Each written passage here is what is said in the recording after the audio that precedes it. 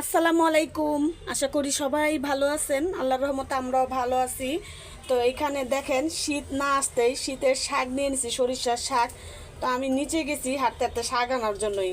তো আমি যেই শাকওয়ালার কাছ থেকে শাক আনি উনি কিন্তু আনে নাই, উনি এক প্রতিদিনের মতো যেই শাক আনে ওই শাকই আনছে। তো সামনে একটু আগায় দেখি এক ঝুড়িতে বেচতেছে, ঝাঁকা যেটা যে কাঁধে নিয়ে যায় ওই ঝুড়ির মধ্যে বেচতেছে। তো প্রথমে দুই আটি চাইছে 80 টাকা, দুই আটি শাকের দাম 80 টাকা চাইছে। পরে আমি বললাম যে না 60 টাকা দে দুই আটি। পরে আমার দেখা দেখি আরও কয়েকজন আসছে, বললো যে হ্যাঁ এখন দেখতেছে যে একজনের জন্য আর সবই চলে যাবে। তো উনি বললো যে নেন, এই শাকটা তো কমে বেচি না, সকালবেলা 80 টাকায় বেচছি। পরে আমার সাথে যারা ছিল তারাও দুই আটি করে নিছে, আমিও নিলাম। দেখা আমার বাসায় এই সরিষার শাকটা এত পছন্দ করে, এজন্য আর লাইখা আসলাম না, নিয়ে আসলাম।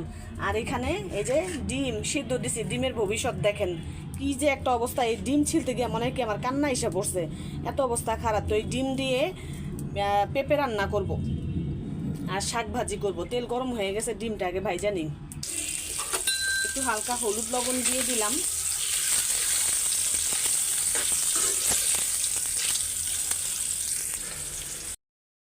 তরকারিটা বসাই দিছি। এখানে যে পেঁয়াজ লাল করে নিতেছি। কালকে কি হয়েছে, রাতের কয়টা বাজে, 8টা 8:30 বাজে, এই যে এই মরিচ বাটাটা পাটায় বাড়ছি। আমার ব্লেন্ডারটা নষ্ট হয়ে গেছে। নষ্ট হয়েছে বলতে যেটা দিয়ে এই মরিচ পেস্ট করতাম, ভারী জিনিস পেস্ট করতাম, ওইটা ফেটে গেছে নিচে। এখন ভয়ে আমি আর ব্লেন্ডারে লাগাইতেছি না, যদি আবার অন্য কিছু হয়ে যায় বা বাস্ট হয়ে যায়।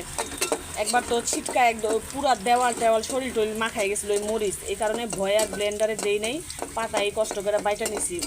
অল্পই বাড়ছি, তাও অনেকগুলো আছে। একটু হালকা পানি দিয়ে দিছি, পেঁয়াজ লাল হয়ে আসছে। এখানে এই যে আদা রসুন বাটা দিব 1 চামচের মতন, পরিমাণ মতো হলুদ। এই হলুদগুলো অনেক টকটকা, আর ঝাল অনুযায়ী যে মরিচ বাটা দিয়ে দিলাম। মরিচ বাটার মধ্যে আদা রসুন বাটার মধ্যে কিন্তু লবণ দেওয়াই আছে, তো লবণটা আমি পরেই দেব। মশলা কষানো শেষ, তেলের উপর উঠে গেছে। এখানে যে পেঁপে আমি একটা ভাপ দিয়ে রাখছিলাম, এখন দিয়ে দিব। পানি দিব না, এইভাবে একটু কষায় নিব।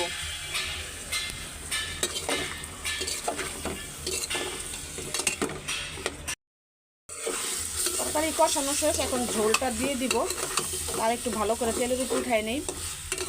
আমাদের যে বাসায় ভাড়াটিয়া বাচ্চাটা যে কেরোসিন খেয়ে ফেলছিল, ওই বাচ্চাটা নিয়ে আসছে রাতে, যেদিন খাইছে ওদিন রাতে, কালকে রাত্রেই নিয়ে আসছে। তো বাচ্চাটা ভালোই আছে, আল্লাহর রহমতে সুস্থই আছে। তো ওর মা বাবা যেরকম চিৎকার চেঁচামেচি করতেছিল, খুবই ভয় পাইছিলাম।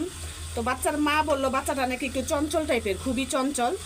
আর ছাদে উঠে গেছে, আস্তে আস্তে ছাদে উঠছে, ছাদ খোলা, ওই যে মানুষ মাল সাবানা উঠাইতেছে। তো ছাদের উপরে যে রং চুনা করবে, ওইখানে অনেক মেডিসিন, রং টং, কেরোসিন রাখা, ওইখান থেকে যায় নাকি খাইছে। তো আল্লাহর রহমতে ভালোই আছে। আমিও তো খুব ভয় পাইছিলাম। ঝোলটা দিয়ে দিলাম। একটা বলক চলে আসলে ভাঙ্গাচোরা ডিমগুলি দিয়ে দিব। ডিমগুলি দেখে তো মিজাজ খারাপ হয়ে যেতেছে।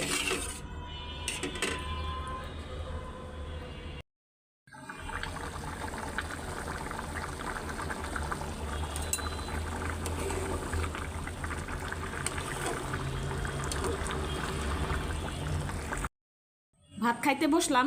তো এই যে ডিম দিয়ে পেঁপে রান্না করছি, মাশাল্লাহ কালারটা খুব সুন্দর আসছে। এখানে বেগুন ভাজা আর ডালের পেঁয়াজু, মুসুরি ডালের পেঁয়াজু, আর এই যে শাক। এই শাক দেখা আমি হাসতে হাসতে শেষ। দুই আটি শাক আনছি, দুই আটি শাক এখানে বেশি করে পেঁয়াজ রসুন না দিলে মনে হয় কি এতটুকু হয়ে যেত। মানুষ যে কিভাবে মানুষকে ঠকাবে বুঝতে পারতেছি না। এই শাকের মাঝখানে এত পরিমাণ ঘাস ছিল, ওই ঘাসগুলি যদি এগুলি শাক থাকতো মনে হয় আমার এই পেলাটা ভরা থাকতো। তো ওই ঘাসগুলি ফেলা দিয়া শাক এই যে এতটুক হয়েছে, এক আটিরও সমান না। এই জন্য চিন্তা করলাম যে মানুষ কিভাবে মানুষের ঠকায়, ঠকায় টাকা নেয়।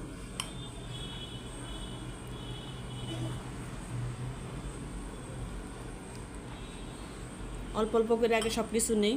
আর এই যে মুচমুচা করে পেঁয়াজু কেন জানি এখন শুধু মুচমুচা জিনিসই খাইতে মন চায়। এই যে বেগুনটাও ভাবছি একদম মুচমুচা করে।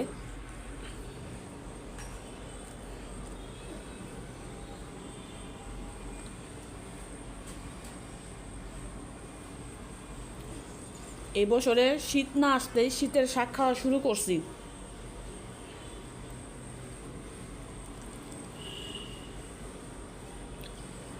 অনেক মজা, ঘ্রাণে তো পেট ভরে যেতেছে।